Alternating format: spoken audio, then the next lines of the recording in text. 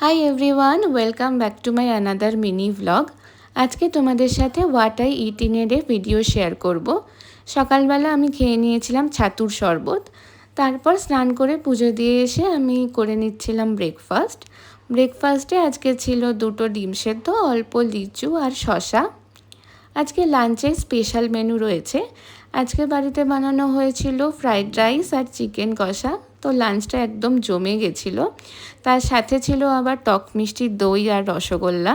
টক মিষ্টি দইটা খেতে আমার বেশ ভালো লাগে। সন্ধ্যের বেলা খেয়ে নিয়েছিলাম তরমুজ। ফ্রিজে ঠান্ডা করে তারপরে তরমুজটা খেতে আমার খুব ভালো লাগে। তারপরে আমি আনবক্সিং করছিলাম, একটা পার্সেল এসেছিল। কিছু স্কিন কেয়ার প্রোডাক্ট আমি অর্ডার দিয়েছিলাম। পামের এই নিয়াসিনামাইড ময়শ্চারাইজিং জেল ক্রিমটা, পামের সিরামটা অর্ডার করেছিলাম। নিউট্রিজেনের এই সানস্ক্রিনটার রিভিউ আমি ভালো শুনেছি, তো ফার্স্ট টাইম আমি এটা ইউজ করব। আর অর্ডার করেছিলাম ফক্সটেলের এই স্ক্রাবটা। ডিনারে ছিল ভাত, ডাল, আলু ভাজা আর আলুর দম। আর তারপর আমি একটু এডিটিং করে নিচ্ছিলাম।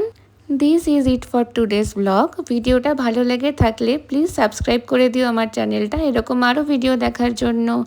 বাই।